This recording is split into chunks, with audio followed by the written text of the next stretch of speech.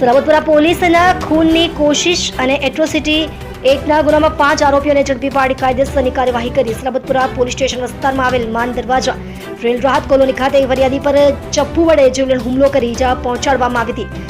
આ બનાવ અંગે ફરિયાદના આધારે ખૂનની કોશિશ તથા એટ્રોસિટી એકની સંબંધિત કલમો હેઠળ ગુનો નોંધવામાં આવ્યો હતો. ગુનો નોંધાયા બાદ સરવતપુરા પોલીસે તાત્કાલિક તપાસ હાથ ધરી વિવિધ ટેકનિકલ અને માનવીય સૂત્રોના આધારે ગુનામાં સંડોવાયેલા કુલ 5 આરોપીઓને ઝડપી પાડી કાયદેસરની કાર્યવાહી હાથ ધરી છે. સુરક્ષા પોલીસ નાગરિકોની સુરક્ષા માટે પ્રતિબદ્ધ છે. કાયદો પોતાના હાથમાં લેનાર કોઈ પણ વ્યક્તિને કાયદાની જોગવાઈ મુજબ કડક કાર્યવાહી કરવાનો સામનો કરવો પડશે.